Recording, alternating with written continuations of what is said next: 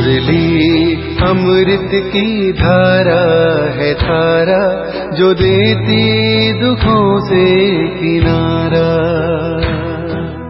मुरली अमृत की धारा है धारा, जो देती दुखों से किनारा। भूले जीवन में हो जाए शिव बाबा मुरली में समझाए। ओम शांति। आज की तारीख है 2 दिसंबर 2021 की साकार मुरली। बाबा के महावाक्य। मीठे बच्चे, आत्म अभिमानी बनने की प्रैक्टिस करो। जितना आत्म अभिमानी बनेंगे उतना बाप से लब रहेगा। प्रश्न: देही अभिमानी बच्चों में कौन सा अकल सहज ही आ जाता है? उत्तर: अपने से बड़ों का रिगार्ड कैसे रखें। यह अकल देही अभिमानी बच्चों में आ जाता है। अभिमान तो एकदम मुर्दा बना देता है। बाप को याद ही नहीं कर सकते। अगर देही अभिमानी रहे तो बहुत खुशी रहे। धारणा भी अच्छी हो, विक्रम भी विनाश हो और बड़ों का रिगार्ड भी रखें। जो सच्चे दिल वाले हैं वे समझते हैं कि हम कितना समय देही अभिमानी रह बाप को याद करते हैं। गीत। ना वह हमसे जुदा होंगे, न वो हमसे जुदा होंगे, न वो हमसे जुदा होंगे, न उल्फत दिल से हर दिल से निकलेगी, न उल्फत दिल से निकलेगी। लगी है पास जो दिल में बड़ी मुश्किल से। ओम शांति। यह किसने कहा? आत्मा ने कहा, क्योंकि तुम बच्चे अब आत्म अभिमानी बन रहे हो। ड्रामा प्लान अनुसार आधा कल्प देह अभिमानी बने, आधा कल्प तुम फिर आत्म अभिमानी बनते हो। अभी तुमको आत्म अभिमानी बनने की प्रैक्टिस करनी पड़े। बाबा घड़ी घड़ी कहते हैं, बच्चे अशरीरी भव, आत्म अभिमानी भव। तुम बच्चे सामने बैठे हो और वह दूर बैठे हैं। यह जानते हैं कि हमको आत्म अभिमानी बन बाप को याद करना है, बाबा की ही श्रीमत पर चलना है। इसको कहा जाता है श्रेष्ठ से श्रेष्ठ मत। बाप के साथ बहुत लब होना चाहिए। अभी बाप कहते हैं, देह सहित देह के सब संबंधों को छोड़ो। आत्म अभिमानी बनने की बहुत प्रैक्टिस करनी है। शरीर तो विनाश होना है, आत्मा है अविनाशी। विनाशी शरीर को याद करने के कारण आत्मा को भूल बैठे हैं। यह भी बच्चों को समझाया जाता है कि आत्मा क्या चीज़ है। कहते भी हैं कि आत्मा छोटी स्टार मिसल है, इन आँखों से देखने में नहीं आती है। उनको दिव्य दृष्टि बगैर देखा नहीं जा सकता है। आत्मा को देखने की कोशिश बहुत करते हैं परंतु देख नहीं सकते। कोई दिव्य दृष्टि से देखते भी हैं तो भी समझ नहीं सकते कि यह क्या चीज़ है। बड़ी चीज़ तो है नहीं। आत्मा बिल्कुल छोटी स्टार मिसल है। कितनी छोटी बिंदी है। यह बातें किसकी बुद्धि में बैठना बड़ा मुश्किल है, क्योंकि आधा कल्प से देह अभिमान में रहे हैं। बाप समझाते हैं, तुम अपने को आत्मा निश्चय करो। हम आत्मा वहाँ के रहने वाले हैं। यह शरीर तो यहाँ लेना है। यह शरीर 5 तत्वों का बना हुआ है। शरीर जब तैयार होता है तो फिर छोटी आत्मा इनमें प्रवेश करती है, चैतन्यता आती है। आत्मा भी सत्य चैतन्य है तो परम पिता परमात्मा भी सत्य है, चैतन्य है, परम आत्मा है। वह कोई बड़ी चीज़ नहीं है। आत्मा भी छोटी है, जैसे इनमें ज्ञान है वैसे तुम्हारी आत्मा में भी ज्ञान है। इतनी छोटी आत्मा में सारा ज्ञान है। यह बड़ा बंडर है, परंतु बच्चे घड़ी घड़ी यह बातें भूल जाते हैं, देह अभिमान में आ जाते हैं। अभी तुम आत्माएं इस शरीर द्वारा विश्व के मालिक बनते हो, अर्थात गॉड गॉडेस बनते हो। बाप तो है गॉड फादर, परंतु भारत में इन लक्ष्मी नारायण को गॉड गॉडेस कहते हैं, क्योंकि इन्हों को इतना ऊंच बाप बनाते हैं। इस नॉलेज से देखो क्या बन जाते हैं। जो अच्छी रीति पढ़ाई पढ़कर इम्तिहान में पास होते हैं वह कमाई भी अच्छी करते हैं। जैसे दुनिया में कोई बहुत ब्यूटीफुल होते हैं तो उनको बहुत इनाम मिलता है, फिर कहते हैं मिस इंडिया, मिस अमेरिका। शरीर के साथ वो लोग कितनी मेहनत करते हैं। सतयुग में तो नेचुरल ब्यूटी होती है। कोशिश करने वाली सतो प्रधान प्रकृति से शरीर बनते हैं ना, वह कितना खींचते हैं। लक्ष्मी नारायण राधे कृष्ण के चित्र कितना सबको खींचते हैं। वह भी कोई एक्यूरेट चित्र नहीं बनते हैं। वहाँ तो है ही सतो प्रधान, तो नेचुरल ब्यूटी रहती है। यह सब बाबा समझाते हैं। वो लोग गाते हैं हे पतित पावन, परंतु समझते कुछ भी नहीं।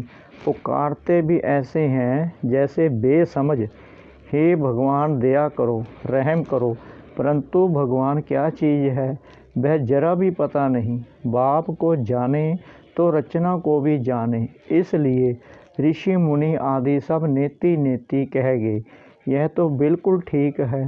रचता और रचना को कोई जानते नहीं, अगर जान जाएं तो विश्व के मालिक बन जाएं।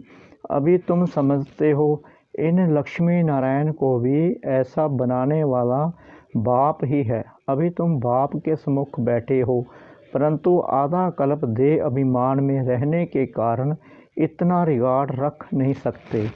आत्म अभिमानी बनते ही नहीं हैं। देही अभिमानी बनने से दिन प्रतिदिन तुम्हारा रिगार्ड बढ़ता जाएगा। जब पूरे देही अभिमानी बनेंगे तो रिगार्ड भी रखेंगे, अवस्था भी सुधरती जाएगी, खुशी भी रहेगी। नंबर वार तो होते हैं ना।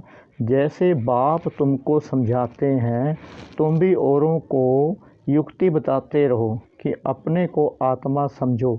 अब तुम्हारा 84 का चक्कर पूरा हुआ, अब वापिस चलना है। हम आत्मा घर से यहाँ आकर शरीर धारण कर पाठ बजा रहे हैं। यहाँ कितने जन्म लिए, वह भी बुद्धि में नॉलेज है। देही अभिमानी बनने में ही मेहनत है। घड़ी घड़ी माया देह अभिमानी बना देती है। अभी तुमको माया पर जीत पाकर देही अभिमानी बनना है। एकांत में बैठ विचार करो, हम आत्मा हैं। बाप ने कहा है माम एकम याद करो तो विक्रम विनाश होंगे। इस देह में मोह नहीं रखो। हम आत्मा अविनाशी हैं। हमको भाइयों में भी बुद्धि योग नहीं लगाना है। भाई को भाई से वर्षा थोड़ी मिलेगा। ना कोई की आत्मा को ना भाई के शरीर को याद करना है। याद एक बाप को करना है। वर्षा भी बाप से ही मिलेगा। हम आत्मा अब अपने घर जाती हैं, फिर सतयुग में आकर अपना राज्य भाग्य लेंगी। वहाँ आत्म अभिमानी होंगे। यहाँ माया रावण देह अभिमानी बना देती है। अभी तुम फिर आत्म अभिमानी बनने का पुरुषार्थ कर रहे हो। अपना कल्याण करते रहो। यहाँ चित्रों के सामने आकर बैठो। जैसे मिलिट्री को फील्ड में प्रैक्टिस कराई जाती है ना, अभी तुमको आत्म अभिमानी बन बाबा को याद करने की प्रैक्टिस करनी है। बाप कहते हैं तुम तो मेरे बच्चे हो ना।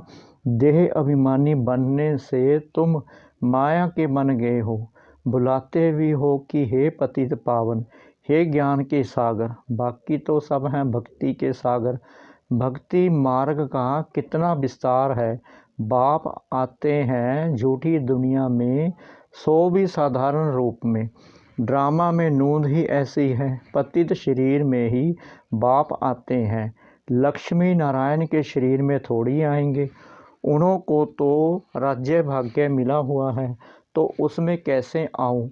मुझे साधारण रूप में पहचानते नहीं हैं, पुकारते हैं, परंतु यह समझते थोड़ी हैं कि वह भी जरूर कोई शरीर में आएंगे ना। मेरा रूप तो है निराकार बिंदी, तो जरूर प्रजापिता ब्रह्मा के तन में ही आऊँगा। प्रजापिता तो जरूर यहाँ होना चाहिए, जरूर पुराना तन होगा। यह ब्रह्मा पुराना और बाजू में विष्णु नया खड़ा है। त्रिमूर्ति के चित्र में कितना ज्ञान है। तुम बच्चे आगे इन देवताओं को बुलाते थे, श्री नारायण की कितनी खातिरी करते थे। वंडर है ना, हम खुद नारायण को कितना प्यार करते थे। श्री नारायण आया है, इनको खिलाओ पिलाओ। अंदर में समझते हैं अभी हम बन रहे हैं, जो बना हुआ है उनकी ज़रूर खातिरी करेंगे। गोया हम अपनी खातिरी करते हैं। बाबा भी कहते थे अपनी खातिरी करते हो। तुम बच्चों ने देखा तो है ना, यह बड़ी वंडरफुल बातें हैं। यह दूसरा कोई समझा ना सके, तुम ही समझा सकते हो। यह तो है ही बिल्कुल नया ज्ञान। बाप कहते हैं मैं फिर से देवी देवता धर्म स्थापन करता हूँ। आदि में है देवी देवताओं का राज्य, मध्य में है रावण राज्य, अभी है अंत। अंत में तो बाप खुद आते हैं। अभी बच्चे तुम आदि मध्य अंत को जान गए हो। अब बाकी थोड़ी समय में क्या क्या होने वाला है। विनाश भी जरूर होगा। कहते हैं महाभारत लड़ाई लगी थी, अब फिर लगेगी। इस समय यह किसको पता नहीं है। पतित पावन तो एक ही बाप है, वह आया है तो वाकई कितना समय रहेगा। श्री कृष्ण तो हो ना सके, उसने तो सतयुग में एक जन्म लिया कृष्ण नाम से, फिर नाम रूप बदल गया, शरीर की बनावट ही बदल जाती है। बाप ने समझाया है कि तुम ही जो पूज्य थे वहीं फिर पुजारी बने हो।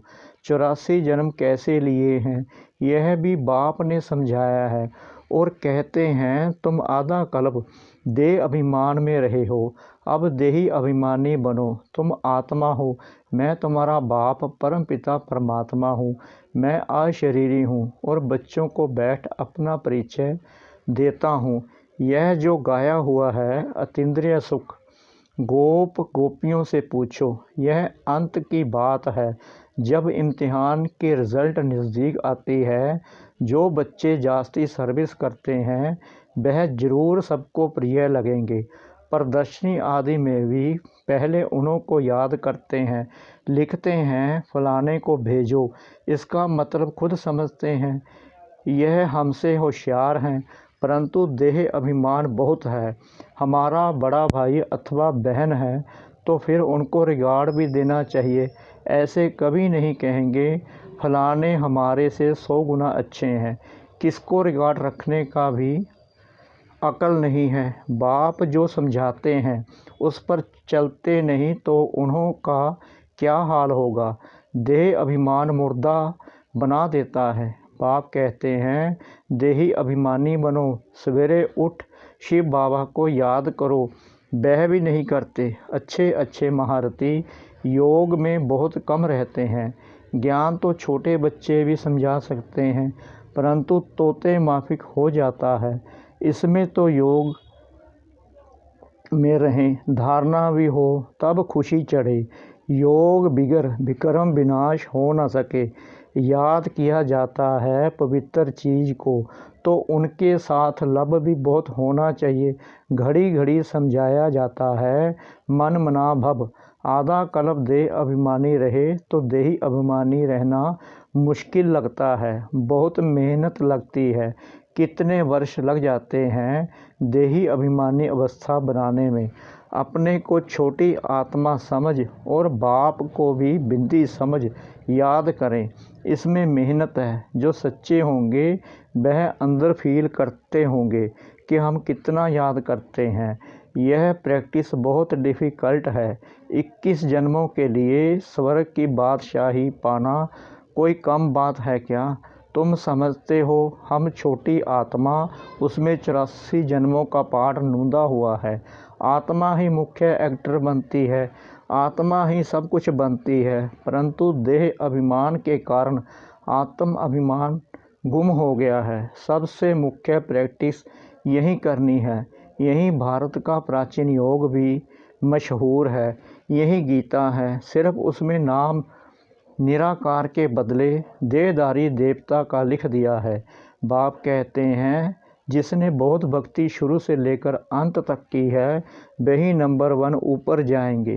तुमने भी बहुत भक्ति की है तो तुम बच्चों को भी कितनी खुशी रहनी चाहिए कि हमको बाप मिला है, बाबा हमको पढ़ा रहे हैं, हम इस पढ़ाई से विश्व का मालिक बनते हैं। अब बाबा की मत पर तो ज़रूर चलना चाहिए। बाप जो डायरेक्शन देते हैं, अगर कुछ उल्टा भी हो गया तो आपे ही सुलटा बना देंगे, राय देंगे, तो फिर जिम्मेवार भी है। घड़ी घड़ी शिव बाबा याद पड़ता रहेगा। इसलिए यह बाबा भी सदैव कहते हैं कि तुमको शिव बाबा सुनाते हैं, हम भी सुनते हैं, तो ये डायरेक्शन देने वाला शिव बाबा है। हम उनके डायरेक्शन पर चलते हैं। तुम भी उनको याद करते हो, यह भी उनको याद करते हैं। देह का अभिमान छोड़ दो। तुम कोई जोहरी दादा के पास थोड़ी आए हो, तुम तो शिव बाबा के पास आए हो। ज्ञान सागर तो वह है ना, तुम आए हो शिव बाबा से ज्ञान अमृत पीने। अभी भी ज्ञान अमृत पीते रहते हो। रोज़ रोज़ ज्ञान सागर बाबा सुनाते रहते हैं, उनको ही याद करना है। बाप ऐसे नहीं कहते कि भक्ति छोड़ो। जब ज्ञान की पराकाष्ठा आएगी तो आपे ही समझेंगे कि यह भक्ति और यह ज्ञान है। आधा कल्प तुमने भक्ति की है, वापिस तो कोई गया नहीं, ले जाने वाला तो एक ही बाप है। अच्छा, मीठे मीठे सिखलाते बच्चों प्रति माता पिता बाप दादा का याद प्यार और गुड मॉर्निंग। रूहानी बाप की रूहानी बच्चों को नमस्ते। हम रूहानी बच्चों की रूहानी बाप दादा को श्रद्धा भरी प्रेम भरी नमस्ते। शुक्रिया बाबा, शुक्रिया बाबा, शुक्रिया बाबा इस मीठी मुरली के लिए। धारणा के लिए मुख्य सार नंबर 1, बाप जो राय देते हैं उसे शिव बाबा की श्रीमत समझ चलना है। ज्ञान अमृत पीना और पिलाना है। नंबर 2, सबको रिगार्ड देते हुए सर्विस पर तत्पर रहना है।